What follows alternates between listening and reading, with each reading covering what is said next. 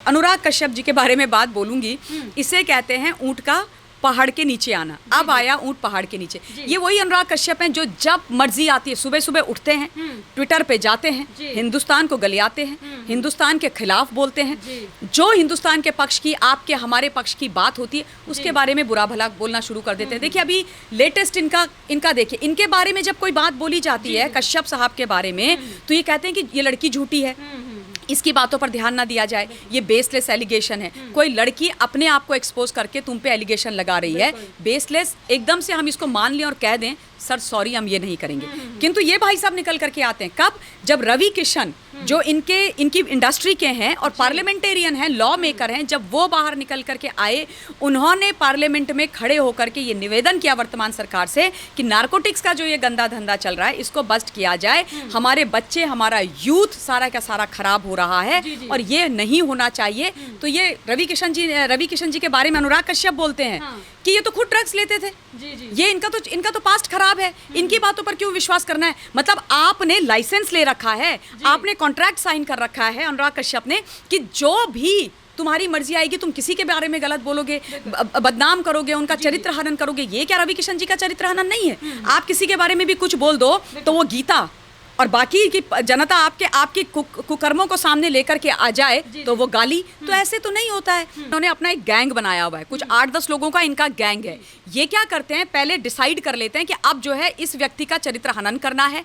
इसको खत्म करना है और इसके विषय में बोलना, और उसके बाद ये गिद्ध की तरह उस पर चिपक जाते हैं, उस व्यक्ति को चिपक जाते हैं, उसको नोच करके खाने की तैयारी ये कर लेते हैं। ये वो गैंग है, इसमें कोई दो राय नहीं है। और ये माँ भारती को, हिंदुस्तान को नहीं छोड़ते हैं। तो जनता, आम लोग इनके लिए क्या है? जहां तक आपने नाना पाटेकर की बात करी और एमजे अकबर जी की बात करी, 20 साल पुराना केस जब उठ करके आया तो ऐसा लगा भूचाल, जलजला आ गया हिंदुस्तान के अंदर। इन लोगों ने काली पट्टियां बांधी, इन्होंने तख्तियां हाथ में ले ली, ट्विटर पे तो स्ट्रॉम आ गया, तमाशा हो गया, सोशल मीडिया में हाय तौबा मचा दी। ऐसा लगा इनके घर बार बंद हो गए हैं, इनके पास काम तो वैसे ही नहीं है। स्वरा भास्कर तो के पास कौन सा काम है, आप मुझे बताओ? कौन सी पिक्चर दे दी उसने हिट? तो वो तो एकदम वेली है मैडम, फालतू है, उनके पास यही सब काम है। अगर वो ये भी ना करें तो फिर वो कुछ भी नहीं कर पाएंगी मनीषा, खत्म हो जाएंगी वो। तो ये सारे लोग इकट्ठे हो जाते हैं, निकल करके आते हैं और फिर बोलते हैं कि नहीं नहीं, इनको गिरफ्तार करो, इनको तुरंत अरेस्ट करो, इनको बिहाइंड बार्स जाना चाहिए, इन्होंने लड़कियों के साथ ऐसा करा, ये ब्लैक शीप हैं, ये पुरुष जाति के नाम पर धब्बा हैं, और क्या क्या कहानियां इन्होंने गढ़ी।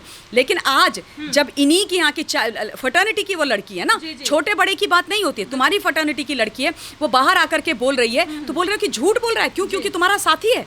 अब अनुराग कश्यप तुम्हारा साथी है, तुम्हारे ग्रुप का है, तुम्हारा गैंग लीडर है, तुम्हारा रिंग लीडर है, तो उसकी गलती नहीं है, उसको बचाने के लिए तुम तैयार हो। और अब तुमने क्या कर दिया, अपने जो खेल के जो तुमने नियम बनाए थे उनको तुमने उल्टा कर दिया। खेल के नियम ये थे कि अगर लड़की बोल रही है 2 पुरुषों के खिलाफ तो लड़की सही है, और इन दोनों को, ये जो दोनों है नाना पाटेकर और एमजे अकबर, दोनों को जेल में डालो। और अब जब तुम्हारे पुरुष भाई पे आई, या तुम्हारा पुरुष मित्र है वो जो भी है उस पर आई, तो खेल के नियम उलट दिए। अब बोला अब लड़की गलत है, अब पुरुष सही है, अब लड़की गलत है। आप देख रहे हैं इनका दोहरापन। तो ये दोहरे चरित्र के लोग हैं, ये झूठे लोग हैं, इन पर विश्वास हिंदुस्तान ने कभी किया नहीं है। लेकिन हाँ, मैं ये जरूर बोलूंगी इस लड़की को, इस अपनी बहन को, कि अपनी सुरक्षा का ध्यान रखें। उसके बाद आप सच्चे हो तो आपको न्याय जरूर मिलेगा और आपको एफआईआर जरूर करानी चाहिए, ये मैं भी मानती हूँ। अपना समय लेकिन देख करके आप अपनी सुरक्षा देखिए, आप देखिए आपको कहाँ पर करवानी है। अगर मुंबई में नहीं होती है तो मैंने उनका वीडियो सुना, उसमें एक्सेंट से मुझे मतलब ऑब्वियसली वो बंगाल की हैं। जहां आपको सुरक्षा लगती है, जहां पे आपको कंफर्ट लगता है, आप कीजिए। लेकिन अगर इन्होंने ऐसा किया तो इनको छोड़ना उनको कतई नहीं चाहिए। जी। अभी अनुराग कश्यप भी ट्वीट कर रहे हैं इस पर कि मुझे पता था ये सब होगा क्योंकि मैंने मोदी जी के खिलाफ बोला है। तो इसमें मोदी जी को वो बीच में ले आए। देखिए, जहाँ तक इन लोगों का है कि इनकी बेटी और तुम्हारी बेटी बजारू औरत, ये इनका मानना है। देखिए, बेटी किसी की भी हो, मैं कहती हूँ किसी की बेटी के साथ इस तरीके का बर्ताव व्यवहार नहीं होना चाहिए। हिंदुस्तान की बेटी के साथ और किसी भी नारी के साथ ऐसा ना कोई जो नहीं सोचना चाहिए किसी ने। जहाँ तक अनुराग कश्यप जी का मोदी जी के बारे में बोलने का सवाल है, मतलब इनके घर में अगर एक कील भी हिल जाए ना तो ये बोलेंगे मोदी जी ने हिला दी। इनका बस चले ना तो ये वो लोग हैं, ये लेफ्टिस्ट गैंग के ये वो लोग हैं मनीषा, ये तो कल आके धरने पे बैठ सकते थे और ये बोल भी सकते हैं। कोई भरोसा नहीं कि हिंदुस्तान के अंदर अगर आज कोविड हुआ है तो उसके पीछे भी मोदी जी का हाथ है। ये कोविड भी मोदी जी के कहने पे आया है। ये तो इतने मक्कार लोग हैं। तो मोदी जी के तो मतलब जो इंसान इस देश के लिए सब कुछ कर रहे हैं, इतने महान व्यक्ति, यशस्वी हिंदुस्तान के प्रधानमंत्री, तो इनसे ये इतना मतलब घबराते हैं कि कुछ भी बोलने के लिए तैयार हो जाते हैं। पहली बात। दूसरी बात, आप मुझे ये बताइए क्या क्या गारंटी है कि वो जो व्यक्ति जिन्होंने इनकी बेटी के लिए ऐसे बोला, हालांकि उसको ऐसा नहीं बोलना चाहिए था, उस व्यक्ति को, उसने बहुत गलत बोला, लेकिन क्या गारंटी है कि इनका प्लांटेड आदमी नहीं है वो, इनका प्लांटेड नहीं है, और ये मोदी जी को उसके थ्रू टारगेट नहीं कर रहे थे। मैं कैसे मान लूं भाई कि तुम्हारा प्लांटेड आदमी नहीं है और ये मोदी जी का समर्थक। और जहां तक मोदी जी के समर्थकों की बात है, ये बात इनको पचती नहीं है, लेकिन ये सच है, और इनको ये कटु सच जो है ना अपने दिमाग में बिठा देना चाहिए कि हिंदुस्तान के आदरणीय यशस्वी युग पुरुष प्रधानमंत्री आदरणीय नरेंद्र मोदी जी के हिंदुस्तान के 125 करोड़ की जनता और बाहर बैठे हुए विदेशी भी हमारे देश के अलावा वो सब उनके सपोर्टर हैं, उनका सम्मान करते हैं, उनको प्रणाम करते हैं, और ये सम्मान जो है ना उन्होंने अर्जित किया है। तो अनुराग कश्यप को इससे परेशानी है, तो इस परेशानी को लेकर के अपने घर में बैठे। फिलहाल अपनी बहुत बड़ी जो परेशानी तुम्हारे सर पे आई है तुम उसको देखो, और उसके बाद वो भी किसी की बेटी है जो बोल रही है आकर के ना, वो भी किसी की बहन है, बेटी है, उसके बारे में उसको बताओ कि वो किस तरीके से तुम उसको न्याय दोगे। तुमने उसके साथ दुराचार किया है, तुमने उसके साथ गलत किया, ऐसा वो बोल रही है।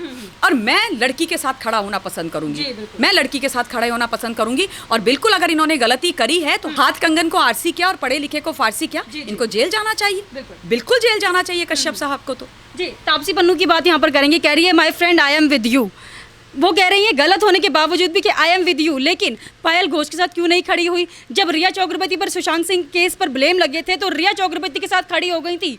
अब जो लिबरल्स रिया चक्रवर्ती के साथ खड़े हैं, क्या वो पायल घोष के साथ खड़े होंगे इस केस में? देखिए, ये इतने गंदे लोग हैं ना, इनका गंदा चेहरा जिस तरीके से अभी सामने आया है सुशांत की मौत के बाद, एक व्यक्ति टॉप टू बॉटम, एक व्यक्ति सुशांत सिंह राजपूत के साथ खड़ा नहीं हुआ, एक ने नहीं बोला कि उसके साथ गलत हुआ है। सब जानते हैं कि उसको मारा गया है, ब्रूटली मारा गया है, सब जानते हैं रिया चक्रवर्ती का सच क्या है। रिया को जैसे ही अरेस्ट किया गया, #जस्टिस फॉर रिया चक्रवर्ती इन्होंने चला दिया। सुशांत सिंह राजपूत का कैरेक्टर असैसिनेट होते गए, उनके वृद्ध पिता के बारे में गंदी बातें बोली गई, उनके परिवार के बारे में गंदी बातें बोली गई, एक भी ये सो कॉल्ड एक्टर एक्ट्रेसेस बाहर नहीं निकल के आई।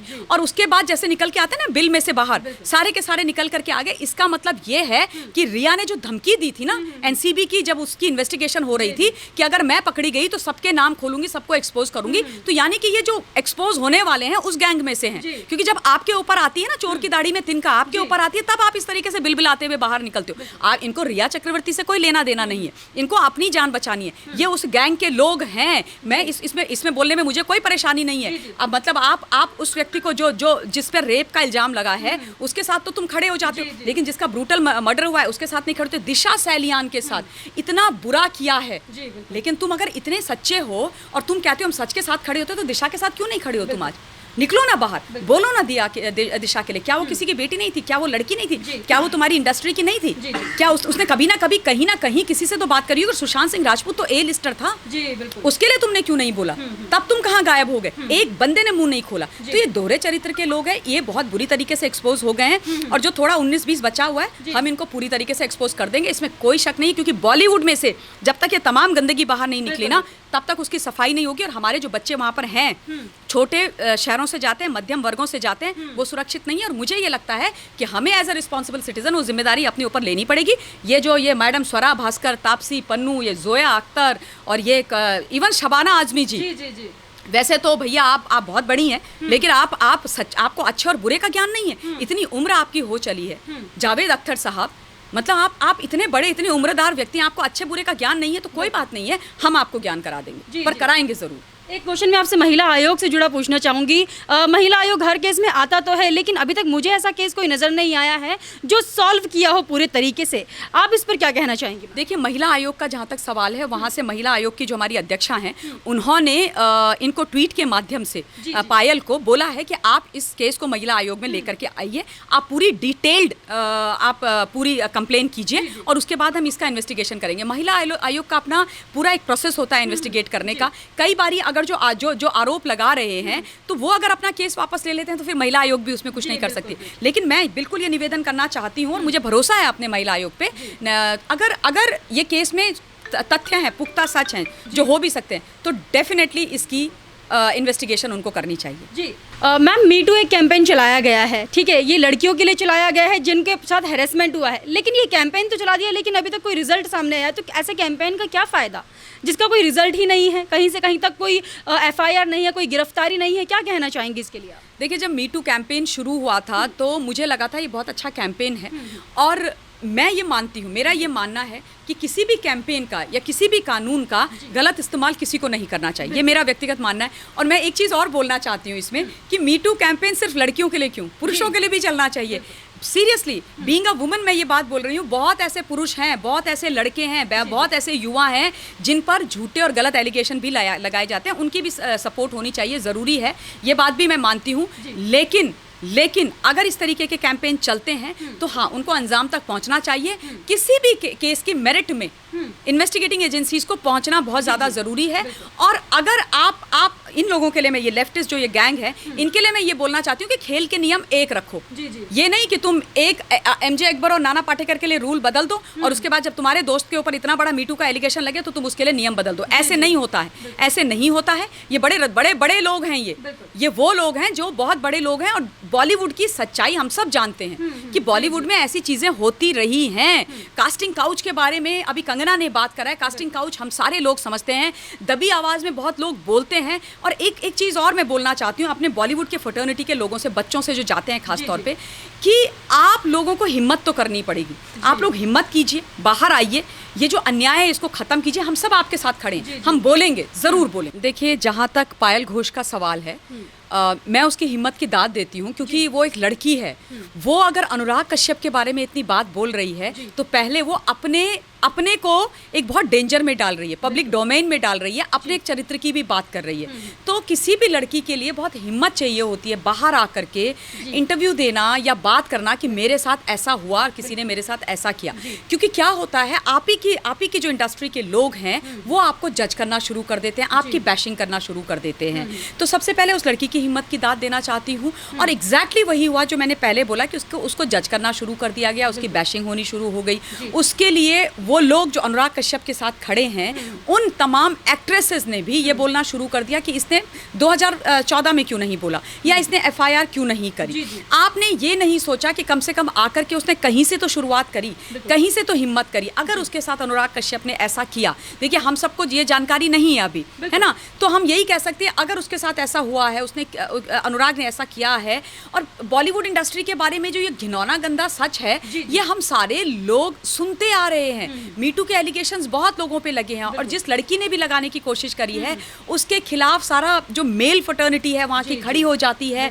उस व्यक्ति, उस लड़की को, उस एक्टर एक्ट्रेसेस को या मॉडल को ये लोग लिटरली पागल घोषित करने में उतर आते हैं कि ये झूठी है, ये झूठ बोल रही है, ये अटेंशन सीकर है। ये होता आया है वहाँ पर। तो आज भी आप वही कर रहे हो। वो लड़की अगर बोल रही है तो आप उसका सपोर्ट नहीं करना चाहते तो कम से कम चुप तो हो जाओ, है ना। उसने एफआईआर नहीं करी, हो सकता है वो आगे चल करके और अगर वो मुंबई में है और इस वक्त मुंबई पुलिस के जो हालात हैं वो देख करके कौन सी लड़की चली जाएगी एफआईआर कराने के लिए, जब ये भी सच्चाई निकल करके सामने आ रही है कि दिशा ने जब उसके साथ गलत हुआ था तो सबसे पहले उसने 100 पे कॉल किया था और 100 ने उसको कोई रिस्पांस नहीं दिया। 100 पे जब आप कॉल करते हो ना तो आपका भरोसा होता है कानून पे, अपनी वो वर्दी वाले भाइयों पे कि ये लोग आकर के मेरी सुरक्षा करेंगे। लेकिन जब वो सुरक्षा कवच टूटता है ना, जिसको 100 नंबर कहते हैं, तो दिल में बहुत दुख होता है और आपका जो भरोसा और विश्वास है ना कानून से, वो ध्वस्त हो जाता है।